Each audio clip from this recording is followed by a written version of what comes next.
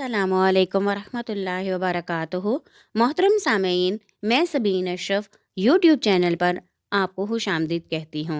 आज की मेरी रिकॉर्डिंग का उन्वान है अल्लाह ताला पर ईमान।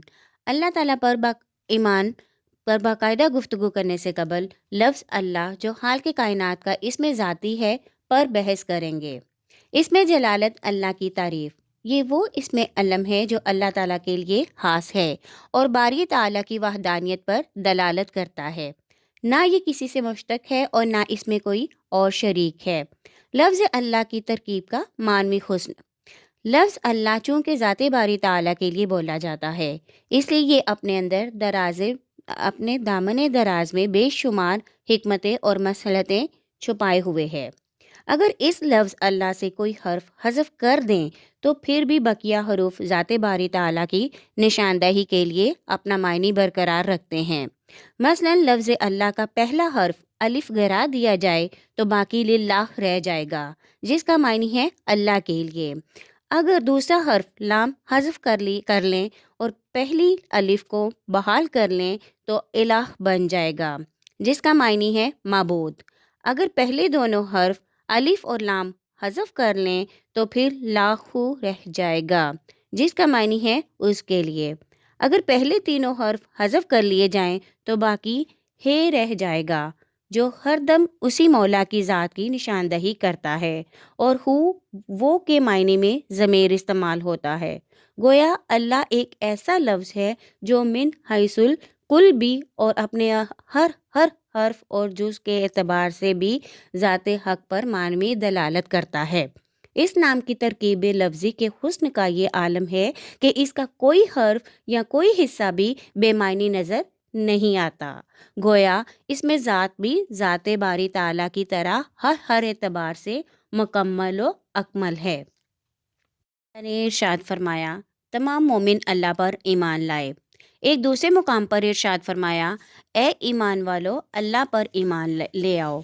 यानी सिर्फ ज़ुबान से ही नहीं कहते फिरो कि हम मोमिन हैं और ईमान ले आए हैं, बल्कि अपने नेहा हाना दिल के अंदर बसने वाली ख्वाहिशात के बातिल मबूदों को इल्लल्लाह की ज़रब से पाश पाश कर दो और अपने लोहे कल्ब व ज़हन पर उसकी वहदानियत और अहदियत व समदियत का नक्श मुर्तसिम कर लो, जो कायनात की हर छोटी से छोटी और बड़ी से बड़ी चीज़ का हालिक है। उसी को मानो, वो हर चीज़ पर कादिर है, तमाम जहानों और महलूकात की जमी अनवाह इकसाम का हालिक है और अलीम व खबीर बसीर है। कायनात अर्जी और समावी का कोई ज़र्रा भी उसकी कुदरत और एख्तियारात से बालातर नहीं है और ना ही कोई ऐसा ज़र्रा है जिसकी उसको खबर ना हो। सूरतुल इनाम में इरशाद होता है, और वो जानता है जो कुछ खुशकी और समंदर में है और नहीं गिरता कोई पत्ता मगर वो उसे भी जानता है।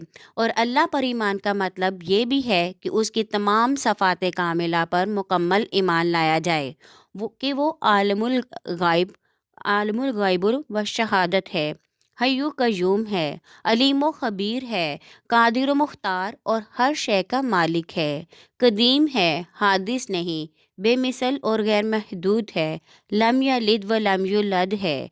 उसकी तमाम सफ़ात ज़ाती अज़ली लामहदूद हैं, किसी की अता करदा नहीं हैं, मुस्तकिल हैं, तदरीजी व इर्तिकाई नहीं। उसकी तमाम सफ़ात अयूब व नकाए से मुबर्रा व मुनज़्ज़ा हैं।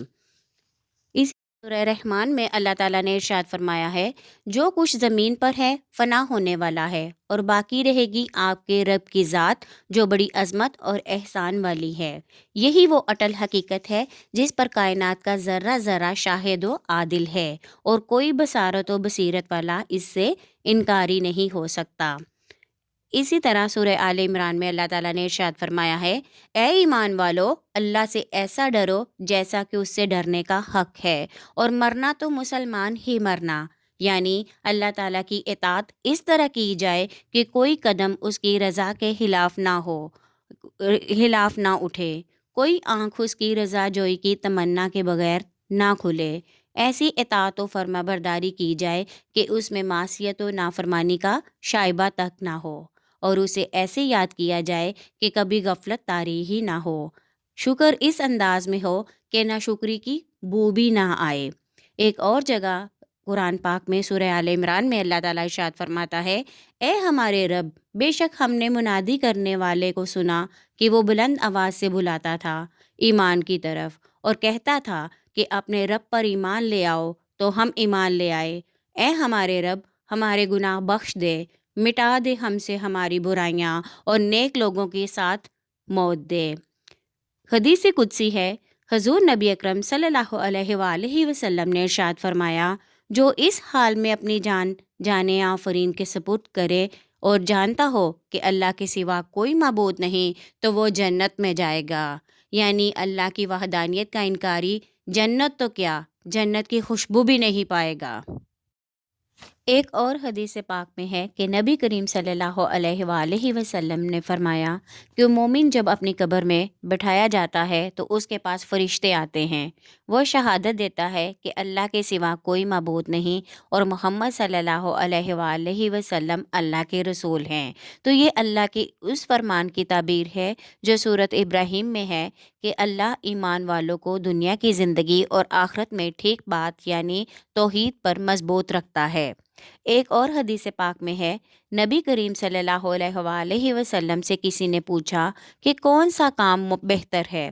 آپ صلی اللہ علیہ وآلہ وسلم نے فرمایا کہ اللہ اور اس کے رسول پر ایمان لانا۔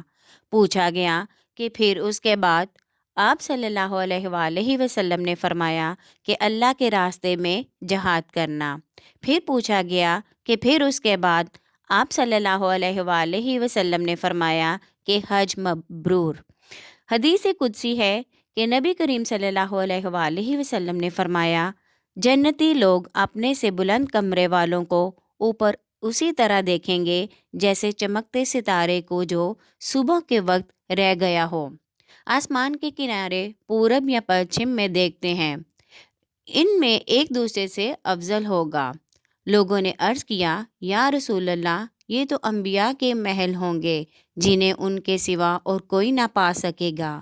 آپ صلی اللہ علیہ وآلہ وسلم نے فرمایا کہ نہیں، میں قسم اس ذات کی جس کے ہاتھ میں میری جان ہے، یہ ان لوگوں کے لیے ہوں گے جو اللہ تعالیٰ پر ایمان لائے اور انبیاء کی تصدیق کی۔ آج کی ویڈیو کا اختتام یہیں پر ہوتا ہے۔ امید ہے آپ کو میری آڈیو پسند آئے گی۔ آنے والی نئی آڈیو کے لیے ہمارے چینل کو سبسکرائب کرنا ہرگز نہ بھولیے گا تاکہ میری اگلی آنے والی آڈیو کی نوٹیفیکیشن آپ کو جلد سے جلد مل سکے۔ آڈیو پسند آئی ہے تو لائک کریں، دوستوں کے ساتھ شیئر کریں اور کمنٹ میں اپنی رائے کا اظہار کرنا ہرگز نہ بھولیے گا۔ اور ہاں، اپنے لیے، اپنے مسائل اور اپنے لیے دعا کروائیں۔ ہمارے ہاں آپ کے لیے خاص طور پر خصوصی دعا کا اہتمام کیا جاتا ہے۔ شکریہ۔